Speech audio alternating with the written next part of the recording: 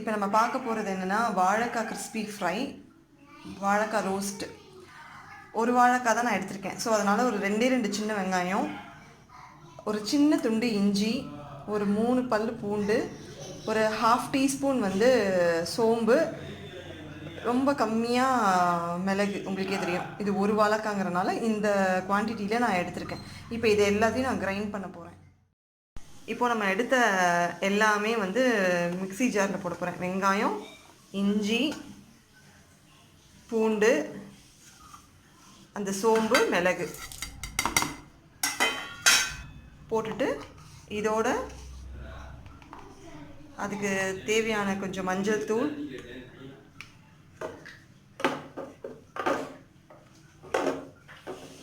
ஒரு ஸ்பூன் மிளகாத்தூள், போட்டிருக்கேன். ஏற்கனவே நம்ம கொஞ்சம் மிளகு போட்டிருக்கோம், இன்னும் கொஞ்சம்.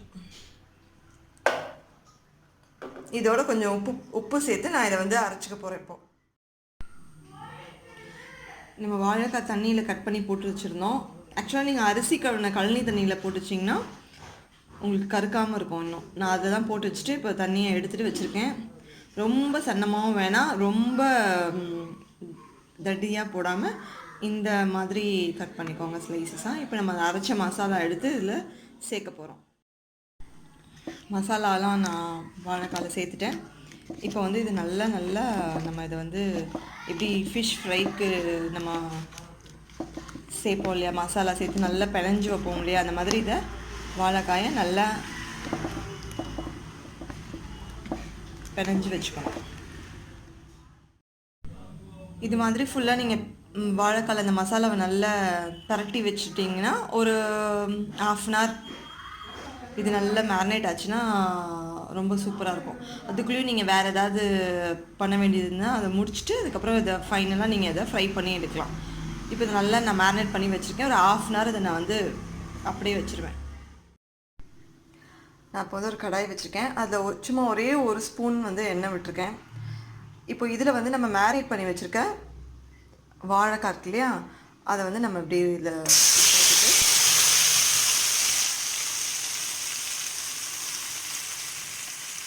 இதில் போட்டு கொஞ்சம் வேக விட போகிறோம். ஒரு அரை வேக்காடு போல் அது வெந்துக்கணும். ஒரு 3/4 வாசி வெந்துக்கணும். இதிலே உங்களுக்கு நல்லா தண்ணி விட்டுட்டு இப்போ இதை நம்ம ஒரு வாழைக்காய் 3/4 வாசி வேகிற அளவுக்கு இதில் வேக விட்டுக்கணும். விட்டுட்டு அதுக்கப்புறமா நெக்ஸ்ட் ஸ்டெப் என்னன்றது நான் சொல்கிறேன். இப்போ நம்ம இந்த அளவுக்கு தண்ணி விட்டு இது வெந்துக்கிட்டு இருக்கு. ரொம்ப ஹை ஃப்ளேமும் வேண்டாம், ரொம்ப சிம்மும் வேண்டாம், மீடியம் ஃப்ளேமில் வேக விட்டிங்கன்னா கொஞ்ச நேரத்துலலாம் வாழைக்காய் வேகிறதுக்கு ரொம்ப டைம் எடுக்காது, வெந்துடும். ஸோ ரொம்ப தண்ணி ஊற்றி நீங்கள் வேக விட்டிங்கன்னா வாழைக்காய் அதுக்கப்புறம் ஃப்ரை பண்ணும்போது உங்களுக்கு உடஞ்சிரும், நல்ல கிறிஸ்பியாக முழுசாக கிடைக்காது. ஸோ அதனால் ஓரளவுக்கு தண்ணி விட்டால் போதும். இந்த மாதிரி இது மீடியம் ஃப்ளேமில் வேக விடணும். அவ்வளோதான். இந்த மாதிரி நம்ம தோசைக்கல்லில் இந்த மாதிரி நம்ம ஸ்ப்ரெட் பண்ணி வச்சுக்கணும். ஓரளவுக்கு எண்ணெய் விட்டால் போதும், ரொம்ப எண்ணெய் விடணும் அவசியம் இல்லை. இந்த மாதிரி கொஞ்சம் ஃப்ரை பண்ணுறதுக்கு ஏற்ற மாதிரி ஆயில் விட்டால் போதும். நீங்கள் கோகனட் ஆயில் கூட யூஸ் பண்ணிக்கலாம். இப்போ இது நல்லா ஃப்ரையாக இருக்குது. நம்ம இது திருப்பி போட்டுக்கணும். இது மாதிரி நல்லா திருப்பி போட்டு நல்லா ஃப்ரை பண்ணிங்கன்னா நல்ல கிறிஸ்பியாகவும் இருக்கும், உள்ளே சாஃப்டாகவும் இருக்கும். ஃபிஷ் ஃப்ரை மாதிரியே இருக்கும் அந்த டேஸ்ட். பார்த்திங்கன்னா உங்களுக்கு தேங்காய் எண்ணெய் விட்டுக்கலான்னு சொன்னேன். வேணுங்கிறவங்க விட்டுக்கலாம், அந்த டேஸ்ட் பிடிக்காதவங்க விட வேணாம். பட் வாழைக்காய்க்கு தேங்காய் எண்ணெய் ரொம்ப சூப்பராக இருக்கும் டேஸ்ட்டு.